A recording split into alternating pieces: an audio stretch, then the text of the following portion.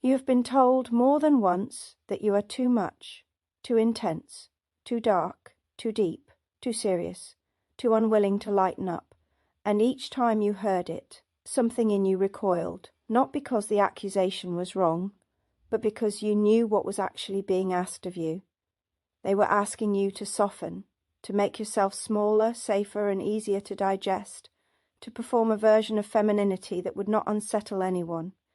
And something in you, something ancient and unmovable, refused. Welcome to Power and Myth. If you have spent your life being called too much, you are not carrying a personality flaw, you are carrying a lineage.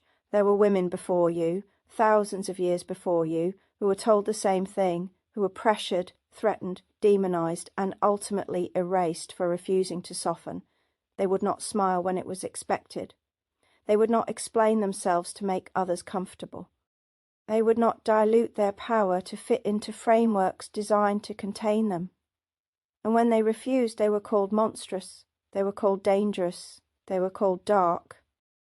This video is about them, the dark mothers, Kali who destroys without apology, Hecate who guards thresholds and will not leave the liminal edge to make others feel safe, and the unnamed ones, the women in your bloodline and in the collective memory of women who were punished for the same refusal you carry now.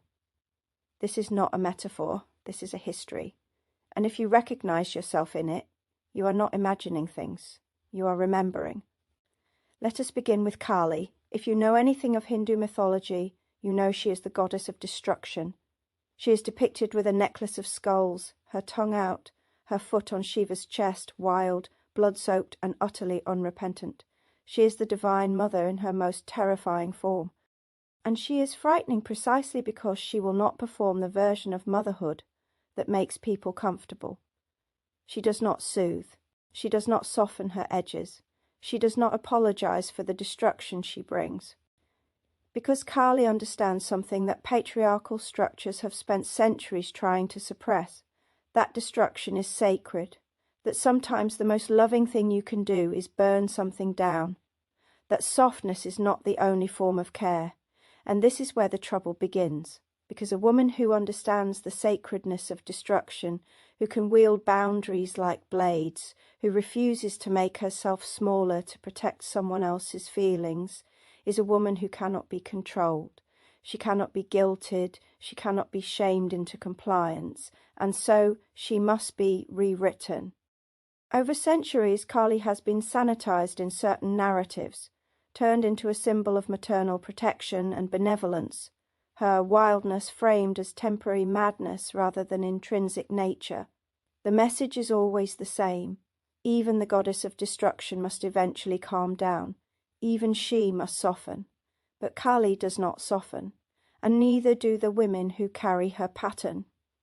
If you have ever cut someone out of your life so completely that others called you cruel, if you have ever refused to explain a boundary because you knew no explanation would be accepted, if you have ever walked away from someone without a backward glance, because you had already given them 100 unnoticed chances, you know what it is to carry Kali's refusal. The world calls it the door slam. Jung would call it the shadow, asserting its right to exist. But what it actually is, beneath all the psychological language, is this: the refusal to keep softening yourself for people who mistake your patience for weakness, the refusal to perform connection you do not feel, the unwillingness to keep making yourself digestible. And here is what makes this genuinely difficult.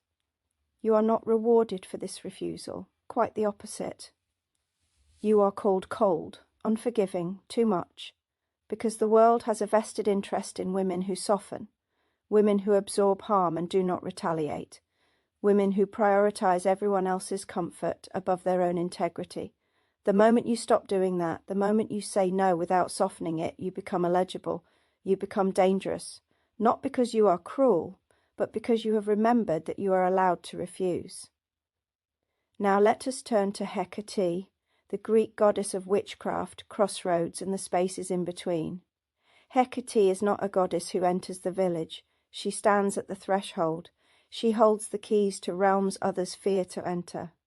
She is the guide for those crossing from one world to another, from life to death, from innocence to knowledge, from belonging to exile, and crucially she does not cross with them. She remains at the edge. She is perpetually liminal, perpetually outside, and she is not troubled by this. She does not long to be invited in. She has made the threshold her home. If you are an INFJ who has spent your entire life feeling as though you are standing just outside every group you encounter, never quite in, never quite out, this is your territory. You are living the Hecate pattern. And what the world does not understand, what it has never understood about figures like Hecate, is that this position is not a failure. It is not loneliness born of inadequacy. It is structural. You are the guardian of thresholds, one of the 7 archetypes we explore here at Power and Myth, and your place is the edge because that is where transformation happens. You do not belong in the village because you are not meant to.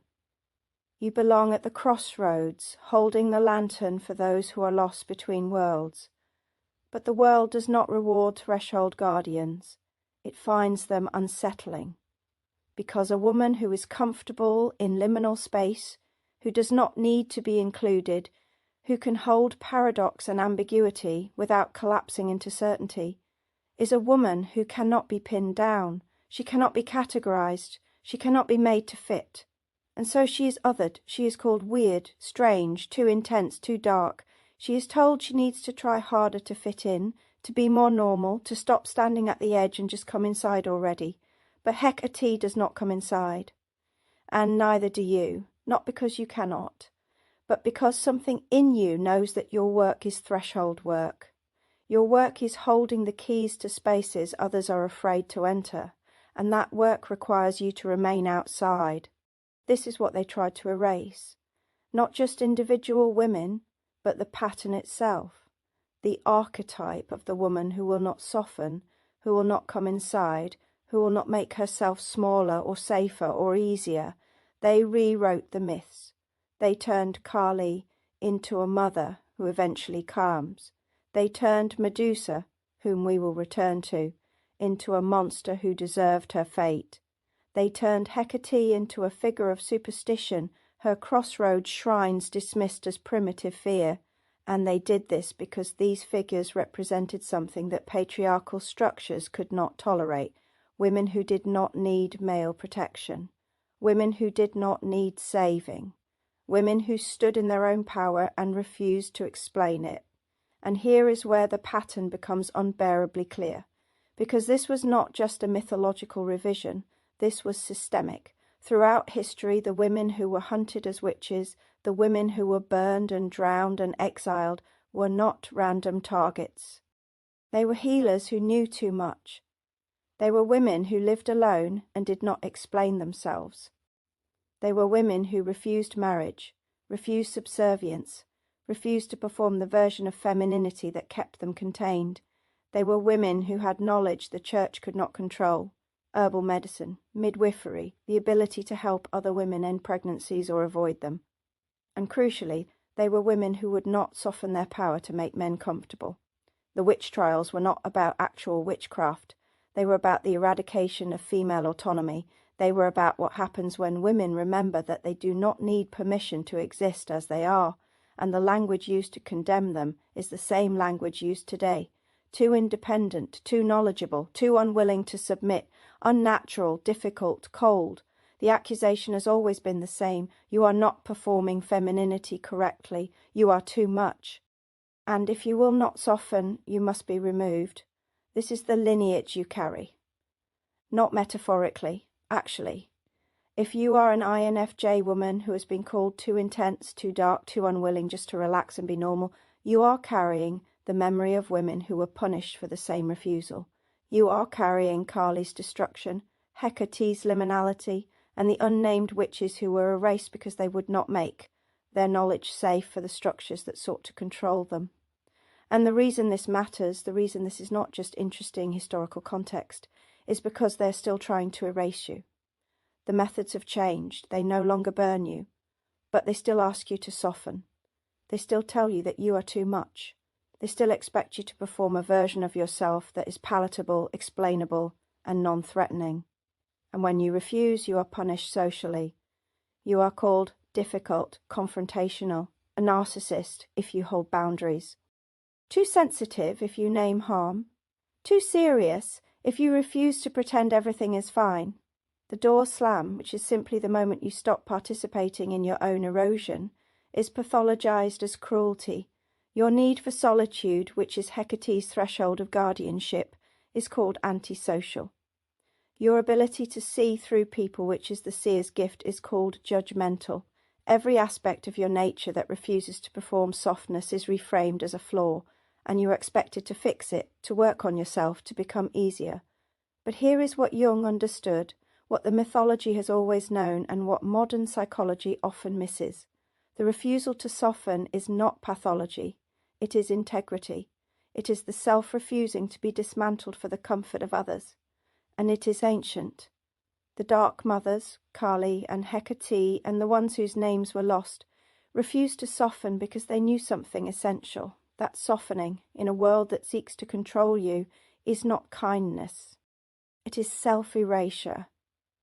And once you begin that process, once you start filing down your edges to fit into spaces that were never designed for you, you do not stop. You keep softening and softening until there is nothing left of you but the performance, until you have become safe, consumable, forgettable.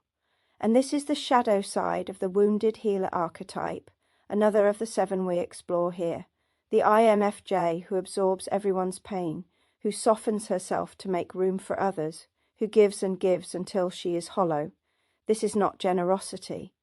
This is the learned behavior of someone who was told her natural state was too much, who was taught that love is earned through self-diminishment, who believed that if she could just be softer, quieter, less intense, she would finally be acceptable. But it does not work, because the goal was never acceptance. The goal was control. And the moment you understand that, the moment you see that the demand for you to soften was never about your well-being, but about making you manageable, something shifts. You stop apologizing. You stop explaining. You remember Kali.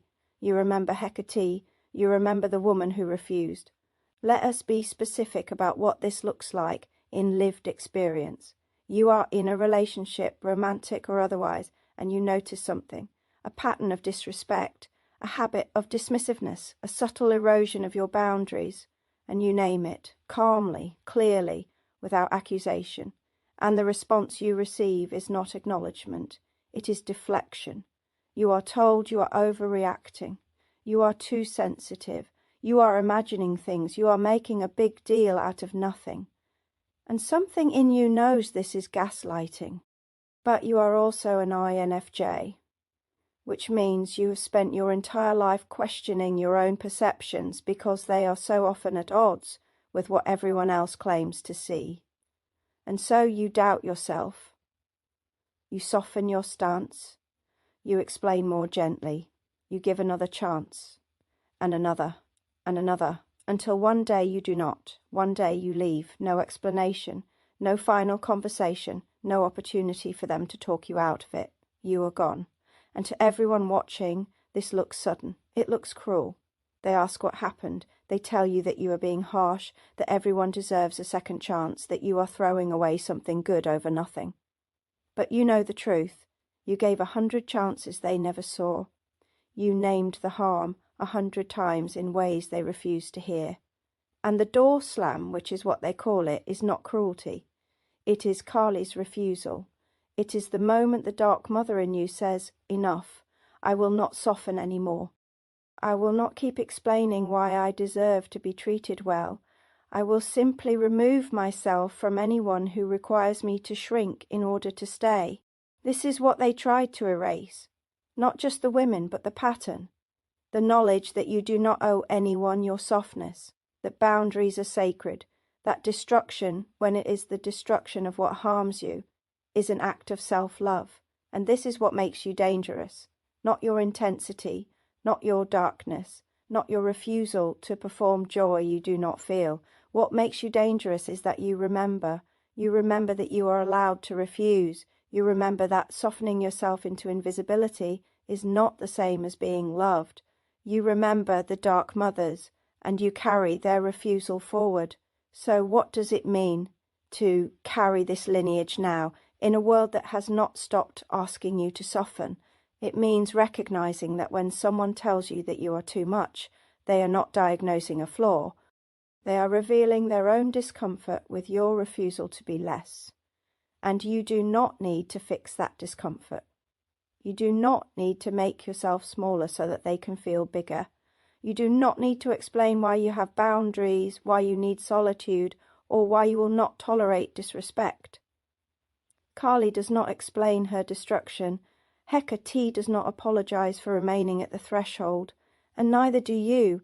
This is the work of individuation, the Jungian process of becoming whole, and for the INFJ who carries the dark mother lineage, it is particularly brutal, because becoming whole means integrating the parts of yourself you were taught to disown, the anger, the refusal, the capacity to walk away without guilt, the ability to destroy what no longer serves you. These are not shadow qualities you need to heal. They are gifts you need to reclaim. The shadow is not your darkness. The shadow is everything you pushed away because you were told it was unacceptable, and the work is bringing it back, saying, yes, I am intense. Yes, I am difficult for people who want me to be easy. Yes, I refuse to soften, and I am not sorry. And here is the transformation. When you stop seeing your intensity as something to apologize for and start seeing it as evidence of your lineage, everything changes. You are no longer too much. You are unmistakable. You are no longer too dark. You are Hecate's heir, comfortable in the spaces others fear. You are no longer difficult. You are Kali's daughter, wielding boundaries like sacred instruments.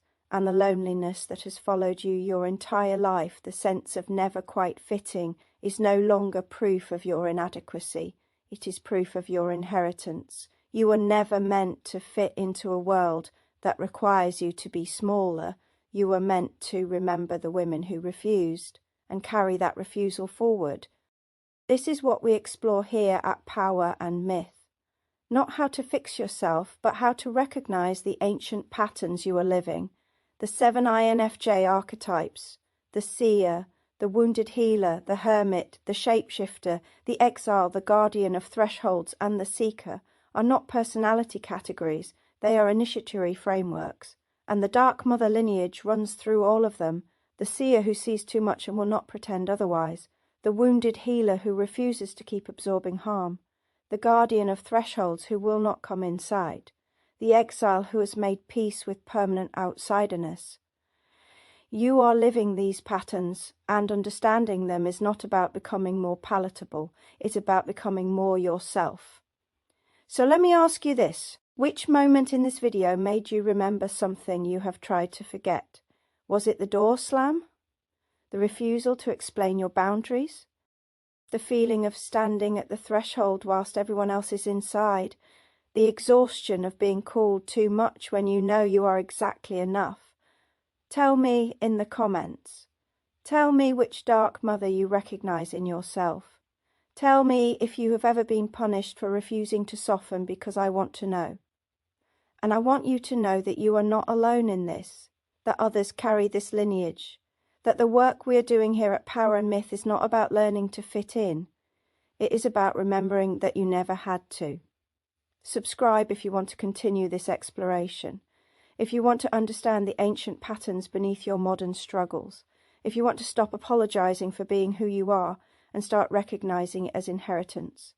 You are not too much. You are the heir of women who refuse to be less, and they try to erase them, but you are still here. Until next time, find your power, know your myth,